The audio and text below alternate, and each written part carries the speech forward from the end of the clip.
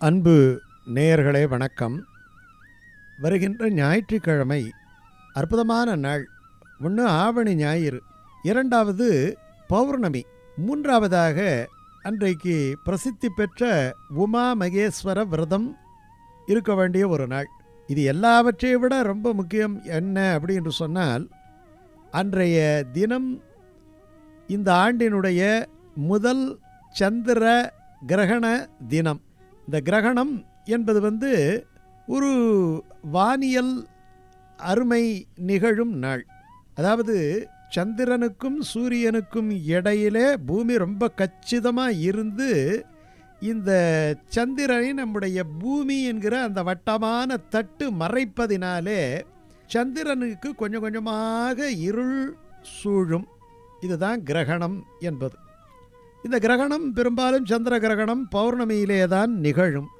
இந்த பௌர்ணமி ஆவணி மாத பௌர்ணமி, அதாவது சிம்ம ராசியிலே சூரியன் இருக்கும்போது நிகழ்கின்ற ஒரு பௌர்ணமி. இந்த பௌர்ணமிக்கு நேர் எதிரிலே தான் யார் இருக்கிறார்கள் என்று சொன்னால், அன்றைக்கு சதய நட்சத்திரத்தினுடைய கடைசி பாகம். சதயம் என்பது ராகுவினுடைய நட்சத்திரம். அந்த ராகுவினுடைய நட்சத்திரத்தினுடைய கடைசி பாகத்திலே இந்த சந்திர கிரகணம் நிகழ்கிறது. அதுக்கப்புறம் பூரட்டாதி. இந்த சந்திர கிரகணத்தினுடைய ஆரம்ப காலம், அதாவது அதுக்கு ஸ்பரிசம் என்று சொல்வார்கள். ஸ்பரிசம்னா ராகு சந்திரனை தொடுகின்ற நேரம். அது இரவு 9:51. அதனுடைய மத்தியம காலம் என்பது 11:42. முடிவு எப்போ அந்த கிரகணம் விடுது அப்படின்னு சொன்னால் 2:25 காலை, அடுத்த நாள் காலை அதிகாலை 2:25க்கு விடுகிறது. அதாவது அதுக்கு ஒன்று ஸ்பரிசம், ஒன்று விடுதல், மோட்சம் என்று சொல்வார்கள். ராகு சந்திரனை விட்டு விலகுகின்ற நேரம். அதற்கப்புறம் தான் பூரணமான ஒளி வானத்திலே முன்னிலும் மிக அற்புதமாக தெரியும். இந்த சந்திர கிரகண நிகழ்வுகளின் போது நம்ம எப்படி இருக்கணும் என்று சொன்னால், எதிர்மறை ஆற்றல் அதிகமாக இருக்கும் என்பதால் பகவத் சிந்தனை இருக்க வேண்டும். ஒரு விஷயத்தை வச்சுக்கிங்க, ஒரு நாமத்தை நம்ம ஸ்மரணம் பண்ணுகின்ற காலம் மற்ற காலத்தை விட கிரகண காலத்திலே அதுக்கு பவர் அதிகம். அது ரொம்ப புண்ணிய பலன்களை தரும். இயல்பாகவே இரவில் நடப்பதாலே நமக்கு பெரிய அளவில் இது தொந்தரவு கிடையாது. சூரிய கிரகணம்னா பகலில் இருக்கும். இது சந்திர கிரகணம்ங்கிறது இரவு நேரம் என்பதினாலே இயன்ற அளவுக்கு நமக்கு பெரிய அளவில் தொந்தரவு இருக்காது. ஏன்னா சாப்பிட்றது கூட நம்ம அன்றைக்கி சாயங்காலமே கொஞ்சம் முன் காலத்திலேயே சாப்பிட்றது நல்லது. ஏன்னா கிரகணமே உங்களுக்கு 9:51 ஆரம்பிக்குது எங்கும் பொழுது அதுக்கு முன்னாடி பின்னாடின்னு சொல்லுவாங்க. இப்போ பின்னாடிங்கிறது காலையில் 2:30 மணிக்கு முடிகிறதால ஒரு பிரச்சனையும் கிடையாது. விடிய காலையில் ஏந்திரிச்சு நம்முடைய அனுஷ்டானங்களை எல்லாம் பண்ணிவிட்டு நம்ம சாப்பிட்லாம். முன்னாடி சாப்பிடுகின்ற பொழுது கொஞ்சம் ஒரு 7 மணி 6:30 மணிக்குள்ளே சாப்பிட்றது ரொம்ப சிறப்பானது. இது சில நட்சத்திரங்கள் சாந்தி செய்ய வேண்டிய நட்சத்திரங்கள் அப்படின்ட்டு இருக்குது. அவர்களுக்கு நட்சத்திரங்கள் திருவாதிரை, சுவாதி, சதயம், அவிட்டம், பூரட்டாதி, உத்திரட்டாதி, புனர்வசு. இந்த நட்சத்திரங்களிலே பிறந்தவர்கள் இந்த கிரகண காலத்தின் போது சாந்தி செய்து கொள்ள வேண்டும் என்று சொன்னால், ஒரு அர்ச்சனை அன்னைக்கு போய் அடுத்த நாள் போய் கோயிலில் போய் ஒரு அர்ச்சனை பண்ணிக்கலாம். கிரகண காலத்திலே நம்ம ஜபம் பண்ணணும். முடிந்தால் அந்த கிரகண காலத்திலே ஒரு விளக்கேற்றி வைத்து ஜபம் பண்ணுவது என்பது சிறந்தது. ஜபம் மட்டும்தான் பண்ணலாம், வேறு எதுவும் பண்ணக்கூடாது. இந்த சந்திர தரிசனத்தை இந்த கர்ப்பஸ்திரீகளெல்லாம் நான் சந்திரனை பார்க்க போகிறேன்னு பார்க்காம இருக்கிறது நல்லது. அந்த அதாவது ஒரு 8 மணிக்கு மேலே உணவு சமைத்தல், அப்புறம் காய்கறி நறுக்குதல் அடுத்த நாள், இதெல்லாம் முன்னாடியே செஞ்சு வச்சுக்கிறது நல்லது. பொதுவாகவே இன்னொரு விஷயம் சொல்கிறேன் பாருங்கள். நம்ம இப்போல்லாம் ஒரு பழக்கம் இருக்குது.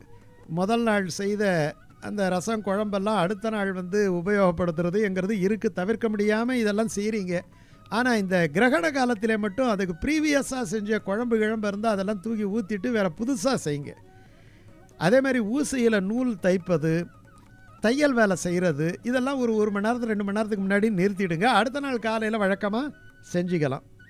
ஸ்தோத்திரங்கள், பகவத் ஸ்தோத்திரங்கள் பாடுவது, தியானம் செய்வது, இதெல்லாம் ரொம்ப முக்கியம். இந்த கிரகணம் முடிந்த பிறகு நம்ம கையால் யாருக்காவது ஒருத்தவங்களுக்கு ஒரு தானம் பண்ணணும் என்பாங்க. ஒரு சாதாரண காலத்திலே செய்கின்ற தானத்தை விட இந்த கிரகண காலத்தில் செய்கின்ற தானமானது 1000 மடங்கு நமக்கு உயர்வான பலனை தரும். பொதுவாகவே இந்த வெள்ளை பொருள்களை கிரகணம் முடிந்த பிறகு தானம் செய்யலாம். வெள்ளையாக இருக்கக்கூடிய மாவு, வெள்ளையாக இருக்கக்கூடிய அரிசி, வெள்ளையாக இருக்கக்கூடிய விஷயங்கள், வெள்ளையாக இருக்கக்கூடிய உப்பு, இந்த மாதிரி இருக்கக்கூடிய பொருள்களை நீங்கள் தானம் செய்வது சாலச் சிறந்தது.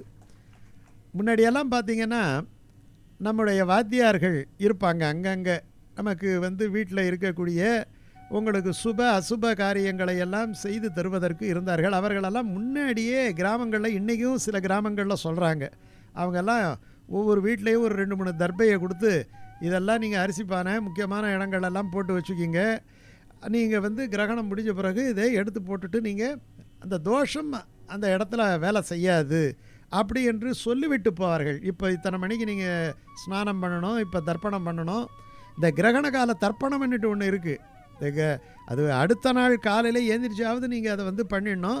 கிரகணம் முடிந்த நேரத்தில் பண்ணுவது ரொம்ப சால சிறந்தது. இன்றைக்கி நம்ம சொல்ல வேண்டிய ஒரு ஏன்னா சைவத்தில் நல்ல ஊற்றம் இருக்கக்கூடியவர்கள் சிவபெருமானை நினைத்து இந்த சுந்தரருடைய தேவாரத்தை சொல்லுவது அற்புதமான பலனை தரும். அந்த தேவாரம் வருது பாருங்க, பித்தா பிறைசூடி பெருமானே அருளாளா. ஏன்னா நமக்கு அந்த சந்திரன் மனோகாரகன், சந்திரன் மட்டும் பலமாக இருந்து விட்டால் மன ஆற்றலோடு எதை வேண்டுமானாலும் நம்மாலே சமாளித்து விடலாம். அந்த சந்திரனை தன்னுடைய முடிமேல் தரித்திருப்பவர் சிவபெருமான். அதனால் பித்தா பிறைசூடி பெருமானே அருளாளா, எத்தான் மறவாதே நினைக்கின்றேன் மனத்துன்னை, வைத்தாய் பெண்ணை தென்பால் வெண்ணை நல்லூர் அருள் துறையுள், அத்தா உனக்கு ஆளாயின் அல்லேன் எனலாமே. உனக்கு நான் ஆளாகிவிட்டேன், அப்படிப்பட்ட அந்த பெருமானே எனக்கு அருள வேண்டும். பித்தா அது முக்கியமான விஷயம். ஏனென்றால் சந்திரன் சரியாக இல்லாவிட்டால் மனம் பைத்தியமாகிவிடும். அதனால் பித்தா பிறை சூடிய பெருமானே அருளாளா எனக்கு அருள வேண்டும் என்று திருவெண்ணைநல்லூர் சிவபெருமான் மீது சுந்தரர் பாடிய இந்த தேவாரம் ரொம்ப பொருத்தமானதாக இருக்கும். இதை பாராயணம் செய்யலாம், அற்புதமான நலன்களை பெறலாம்.